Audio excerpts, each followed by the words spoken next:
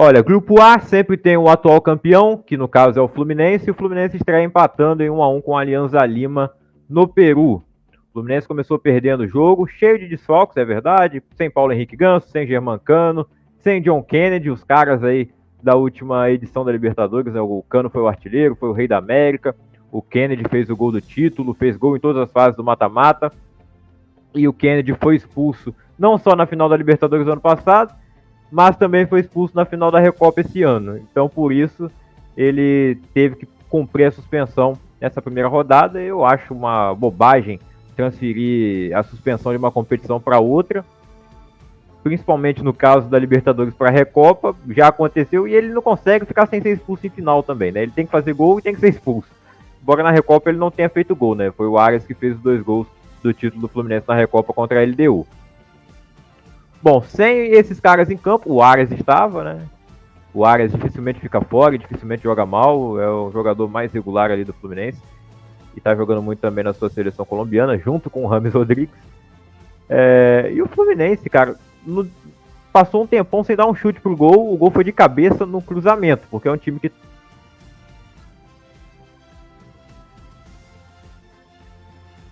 Uma caída aí. Voltou? Independente dos jogadores que estejam em campo, o Fernando Diniz não muda o seu estilo de jogo, né? Todo time que ele vai é a mesma coisa e ele quer implementar o estilo dele.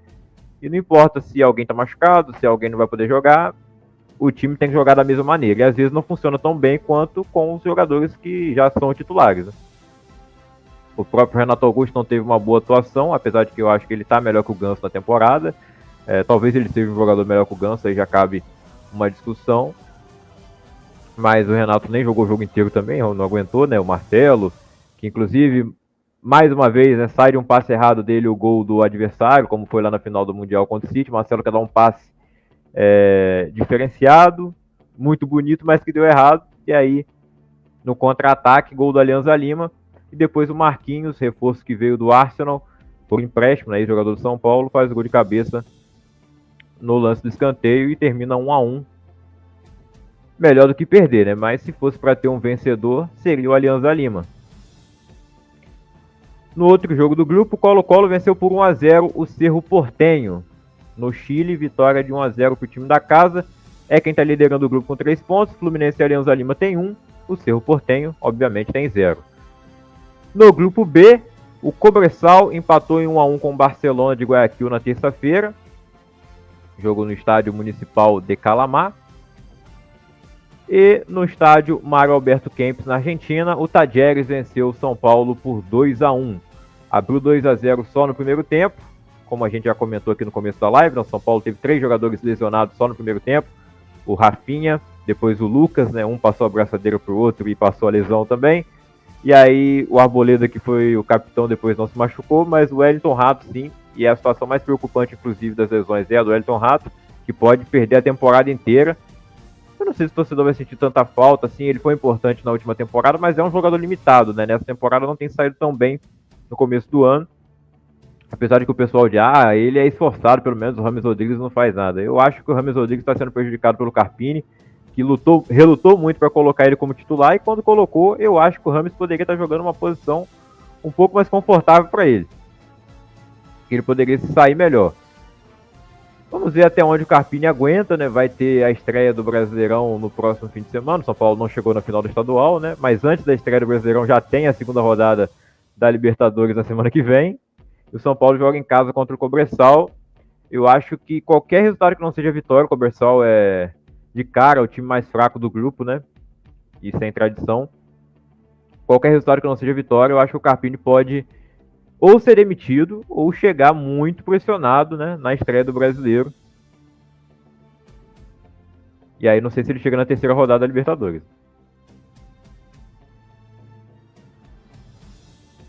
Mas aquilo que ele falou, né? Quanto mais você ganha, mais próximo de perder você está. Quanto mais você perde, mais próximo de vencer você está. Então o São Paulo está próximo de voltar a vencer.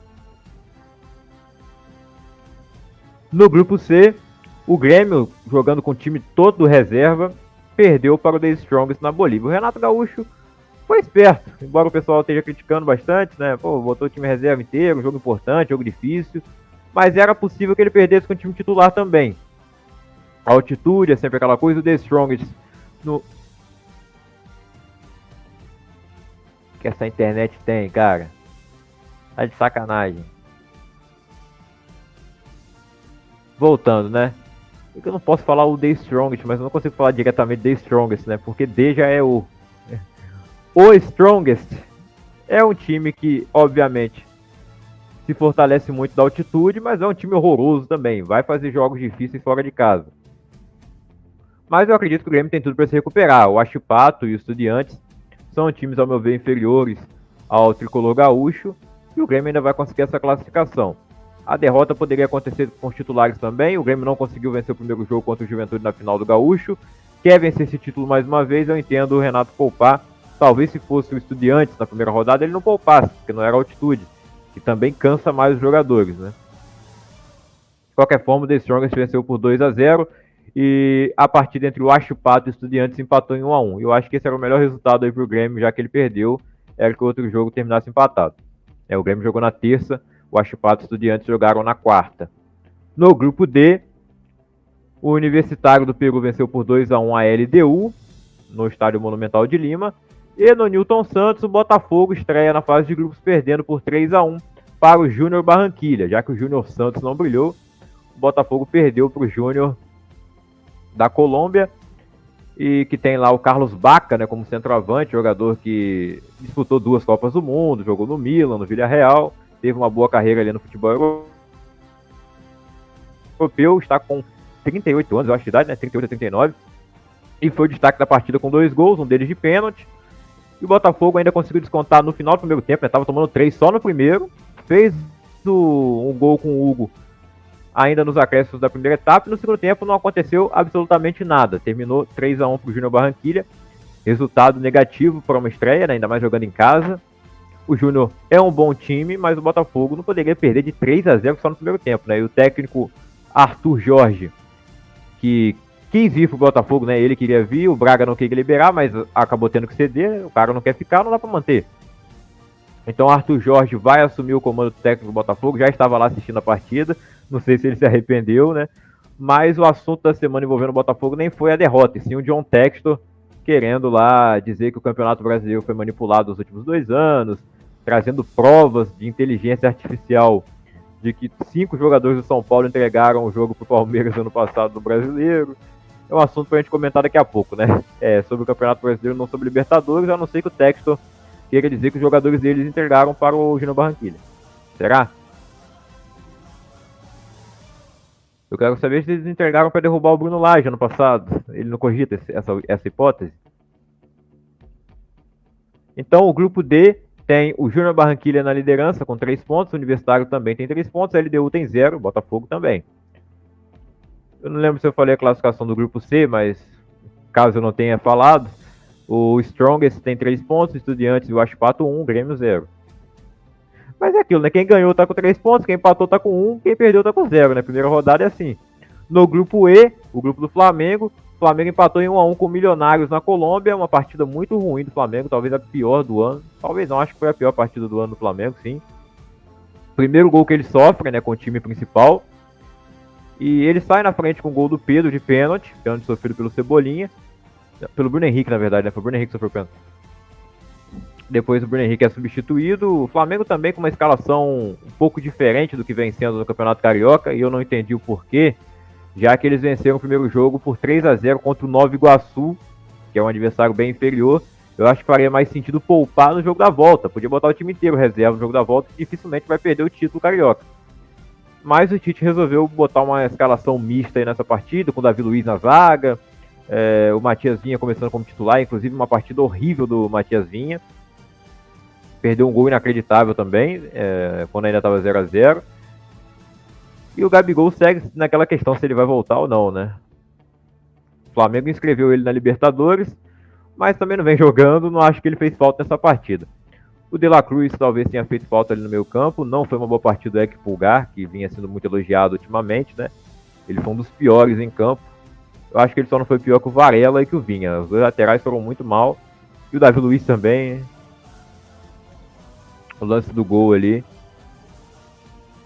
Mas quem passou vergonha no lance do gol foi o Pulgar, né? Que ficou no chão. O Bolívar venceu por 4-0 o Palestino e está liderando o grupo. Para quem disse que o time boliviano só vence na altitude, ele fez 4-0 no Palestino, no Paraguai, no estádio El Teniente. Então o Bolívar na liderança com 3 pontos, e é um time que vai ser muito difícil de vencer, muito difícil de derrotar, na Bolívia principalmente. E não vai ser fácil quando joga fora de casa também. Então o Bolívar tem 3 pontos, Flamengo e Milionários 1, Palestino 0. No grupo F, o grupo que tem o Palmeiras empatou em 1-1 com o São Lourenço, o Palmeiras também com o time reserva, embora tivesse ali o Gustavo Gomes, que passou um tempo machucado e por enquanto está no banco de reservas, estava no primeiro jogo da final do Paulistão. Nessa partida ele foi titular com o time alternativo do Palmeiras, inclusive, né, o Marcelo Lomba foi o goleiro titular. E termina empatado a partida em 1-1, o Palmeiras não jogou bem com esse time alternativo, não foi pior estreia do que ano passado, né, onde eles tomaram 4-0 pro Bolívar, lá na Bolívia. Dessa vez eles empatam em 1-1, poderia ter perdido se não fosse, né, o Piquerez, que é um dos jogadores titulares, mas que entrou ali e fez o gol de falta no final da partida. Na verdade eu não sei se ele entrou ou se ele começou jogando, né? Eu não assisti o jogo do Palmeiras, eu assisti do Fluminense, foi no mesmo horário. O Liverpool do Uruguai empatou em 1-1 com o Independente, então o grupo está todo embolado, 1 ponto para cada um, né? Del Valle, Palmeiras, Liverpool e São Lourenço. No grupo G, grupo que tem o único brasileiro que venceu, é o último grupo com brasileiro também, né? O grupo H é o único que não tem brasileiro. No grupo G, o Atlético estreou na Venezuela contra o Caracas e fez 4-1. Paulinho marcando 2 gols. Ele que teve um início de ano um pouco difícil, né? Mas com a chegada do Milito, ele volta a marcar. Marca na final do Campeonato Mineiro. Na final não, ele marcou antes. E antes o Milito não estava ainda, né? Bom, o Paulinho marcou 2 gols, o Arana marcou também. O Bruno Fux, que até o jogo de domingo não tinha marcado nenhum gol na carreira, agora já tem 2 jogos seguidos, sendo zagueiro. E o Galo venceu por 4-1, o brasileiro que salvou aí o país na Libertadores nessa estreia, né? Fora de casa, consegue uma grande vitória e tem tudo para passar em primeiro lugar desse grupo. Rosário Central venceu por 1-0 o Peñarol. Peñarol e Caracas vão disputar para ver quem vai ser o lanterna. Eu não sei qual time é pior, mas o Peñarol nos últimos anos só vive de nome, né? Cada ano jogando pior. Até me surpreende eles estarem participando da Libertadores, mas não sei se eles vão conseguir para a Sul-Americana. No momento eles estão ali em terceiro lugar, porque o saldo do Caracas é muito pior, né? Tomou 4, o Peñarol só levou 1, o Atlético e o Rosário Central tem 3 pontos, Peñarol e Caracas 0. No grupo H, o River Plate venceu por 2-0 o Deportivo Táchira, fora de casa. Teve um gol, os 2 gols foram bem interessantes nesse jogo, né? O atacante do River fez um gol onde o zagueiro do Táchira chutou a bola na cara dele, e aí a bola entrou no gol. E teve um golaço do meio campo, com a bola no ar. 2-0 para o River Plate sobre o Deportivo Táchira no estádio Pueblo Novo. E o Nacional do Uruguai venceu por 2-0 o Libertad. 3 pontos para o Nacional e para o River, 0 para o Táchira e para o Libertad. A artilharia da Libertadores segue com o Júnior Santos, que fez 8 gols na fase preliminar. O Cauteruccio do Sporting Cristal, que já foi eliminado, né, na pré-Libertadores, marcou ali 4 gols. O Diego Duarte do Nacional do Paraguai tem 4 gols também. Gonçalo Sousa do Palestino 2. A galera que tá aqui, tirando o Paulinho do Atlético, né? Todos, e o Bittencourt do Nacional, o resto fez gols aí, né? Os que estão mais acima na pré-Libertadores. Na fase de grupos ainda não marcaram.